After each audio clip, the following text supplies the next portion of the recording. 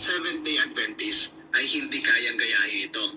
Patunay lamang po na hindi talaga nila nauunawaan ang kahulugan nito at kagaya po ng kanyang sinasabi, ang masamang espiritu ay umiiwas dito.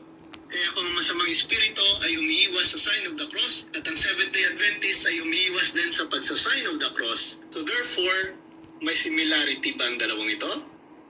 Tunay nga talagang makapangyarihan po ang sign of the cross naming mga Katoliko. Wala naman po tayong pakialam sa mga inventong aral ng mga kapatid nating kakasulpot na sekta at hindi naman po natin ipinipilit sa kanila ito, maliban lamang kung sinisiraan na ito. Well, hindi na rin po nakapagtataka dahil ang mga sulpot na sekta ay lumitaw lamang after the Reformation of Martin Luther mula noong 15th century. Now, bakit po tayo maniniwala sa mga sinasabi ng mga bagong sulpot na sekta? Gayon ang paniniwala pong ito ay sinasabuhay na po ng mga church fathers ng simbahan o mga unang Kristiyano noon. Ano pong ating patunay dito? Tingnan natin kung ang turo bang sign of the cross ay kinikilala din ng mga early Christians. First, sa ating listahan, Tertullian, who was an early Christian theologian and writer who lived in the 2nd and 3rd centuries AD. Siya po ay tinuturing na isa sa mga pinakamahalagang unang manunulat ng Latin na Kristiyano. Isinasabuhay din ni Tertullian ang mga turo at tradisyon na ipinasa mula sa mga apostol at sa sinaunang pamayanan ng Kristiyano. At ayon po sa kanya, sa bawat lakad at galaw, sa bawat pagpasok at paglabas, kapag tayo ay nagsusuot ng ating mga damit at sapatos, kapag tayo ay naliligo, kapag tayo ay nakaupo sa pag, kapag tayo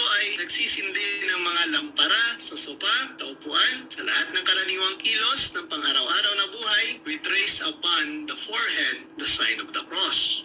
Ay, napakalinaw naman po na kahit si Tertullian ay kumikilala din ng sign of the cross. Pangalawa po sa listahan, si Saint Athanasius, na isa rin po sa mga importanteng tao in the early Christian Church. He is celebrated as champion of orthodoxy at tagapagtanggol ng tunay na pananampalataya sa harap ng maling pananampalataya. His contributions to early Christian theology at ang kanyang hindi natitinag na pangako to the divinity of Christ ay nagkaroon po ng pangmatagalang epekto on the development of Christian doctrine. At ano pong sabi niya? Ngunit sa pamamagitan ng pagbanggit kay Kristo na ipinako sa krus, ay itinataboy namin ang lahat ng mga demonyo na iyong kinatatakutan na parang mga Diyos. Kung saan ang sign of the cross, mahina ang mahika at walang lakas ang kulang. Abay, isa rin pala sa Saint Athanasius sa mga nagpo-promote ng sign of the cross. Pangatlo po dito, si Saint Ephraim, na isa ring early Christian theologian, poet, and hymnographer na nabuhay noong 4th century. Ang kanyang mga gawa ay patuloy na pinag-aaralan at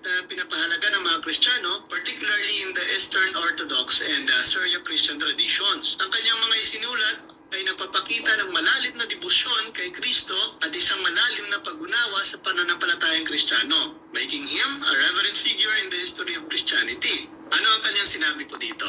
Kung ikaw ay makarinig ng isang pangungutya sa ilang pagkakataon, kapag hindi mo ito ninanais, nagdaan ang iyong sarili ng krus ng liwanag at pagmadali mula roon tulad ng isang antelope. Ayan, si Saint Ephraim ay naghihikayat rin po na mag-sign of the cross kapag nasa isang panganib. And last, si Cyril of Jerusalem, na mas kilala ring Saint Cyril na isa rin sa mga pinaka-importanting tao in the early Christianity. Na nabuhay siya noong 4th century and served as Bishop of Jerusalem. Kanyang idinidiin ang kahalagaan ng pagtuturo at katekesis na kung saan nagkaroon po ng pamatagalang epekto sa pag-unlad ng Kristiyanong teolohiya at edukasyon. At ayon po sa kanya, marami ang napako sa krus sa buong mundo. Ngunit wala sa mga ito natakot ang mga demonyo. Ngunit kapag nakita nila kahit na ang sign of the cross of Christ na naipako sa krus para sa atin, sila ay nanginginig. Ayan po.